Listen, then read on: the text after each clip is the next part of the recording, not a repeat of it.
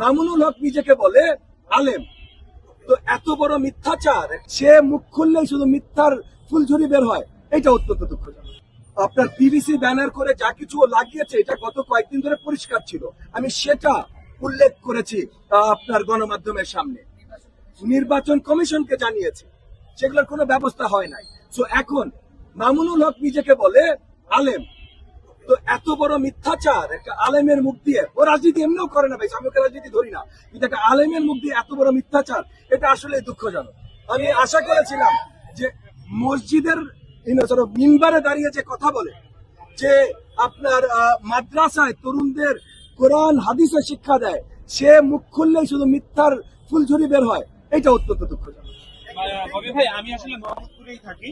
কারণ মামুনুল অনেকগুলো একদম শুরু থেকে অনেক আচরণবিধি লঙ্ঘন করেছে, সেগুলো আমি উত্থাপন করেছি এবং মামুনুলের টিমকে আমি জানিয়েছি, শুধু আপনাদের সামনে যে বলেছি তা না, কিন্তু আপনাদের সামনে বলার আগে আমি মামুনুলের টিমকে জানিয়েছি যে যদি ভুলবশত হয়ে থাকে তাহলে তারা ঠিক করবে, তারা ঠিক করে নাই। এবং আমি বুঝতে পারছি ভাই, মামুনুল তো কখনো রাজনীতি করেনি, মামুনুল মাদ্রাসার শিক্ষক, তাও সেটা করে লালবাগে আর বাগেরহাটে, তো মোহাম্মদপুরে সে রাত্র যাপন করে। তো মামুনুল রাজনীতি করে নাই, রাজনীতি করেছে জামাত, এবং জামাত রাজনীতি করেছে অপপ্রচারের রাজনীতি, একসময় ইন্টারনেটে অপপ্রচার, এখন মাঠে অপপ্রচার। তো যেহেতু মামুনুল জামাতের সাথে আছে এবং জামাতের রাজনীতি অপপ্রচারের রাজনীতি, এখন মামুনুল অপপ্রচারে বেরিয়ে গেছে, এটা নিয়ে খুব বেশি লম্বা আলোচনা করার মতো কিছু আছে বলে আমি মনে করি। দেখেন, মামুনুল যদি এখানে আসে, এখানেও আমার দেখা হয়, আমি মামুনুলের সাথে গলা মিলাবো, কারণ মামুনুলকে আমি চিনি সেই মোদী বিরোধী আন্দোলনের সময় থেকে, তখন থেকে বেশ কিছু সময় রাজপথে ছিলাম, ও জেলে ছিল, জেল থেকে বেরিয়ে আর আসলে অ্যাক্টিভ রাজনীতিতে কখনো কাজ করেনি, কিন্তু আন্দোলনে কিছু আন্দোলনে একসাথে ছিলাম, তো সেই সৌহার্দ্যটা আছে। এখন আমার সাথে সৌহার্দ্য আছে বলে সে সব কাজ ঠিক করছে এবং আমি বলবো ভাই ঠিক আছে, তা তো না, সে যে ভুল করবে সেই ভুলটা আমি তুলে ধরবো, এবং যে জনগণের বিরুদ্ধে কথা বলবে, যেমন মামুনুল পরিষ্কার করে বলেছে যে সেই জনগণকে ভোট দিতে দিবে না, আগামীতে সে যদি নির্বাচিত হয় ভোট দিতে দিবে না, তো আমি তাকে, সে আমার সাথে তার একটা ভালো পরিচয় করে তাকে গলা মিলাবো, কিন্তু সে যখন বলবে ভোট দিতে দিবে না, রাজপথে আমি তাকে থামানোর চেষ্টা করবো না ভাই, এটা আমার দায়িত্ব। তো রাজপথে রাজনীতিতে আমরা কি করছি আর সামনাসামনি দেখা হলে আমাদের আচরণ কি হবে, দুটো এক জিনিস না। তো এখন আপনারা প্রশ্ন করলেন নির্বাচন রাজপথের রাজনীতির, আমি সেটার উত্তর দিলাম। আমরা সব ধরনের আপনার চাঁদাবাজি বন্ধ করে দেবো, যে রাস্তা বন্ধ করে চাঁদাবাজি, ব্যবসাবাদীর কাছে চাঁদাবাজি, কারণ চাঁদাবাজি হয় রাজনৈতিক পৃষ্ঠপোষকতায়। তো রাজনৈতিক পৃষ্ঠপোষকতা, চাঁদাবাজি আমরা পুরোপুরি 100% বন্ধ করে দেবে।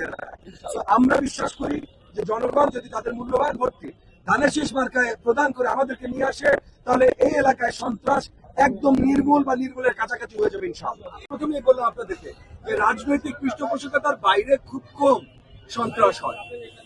আমি যদি ধানের শীষ মার্কায় ভোট পেয়ে জয়যুক্ত হয়ে আসি, তাহলে কোনো ধরনের রাজনৈতিক পৃষ্ঠপোষকতায় সন্ত্রাস এখানে হবে না।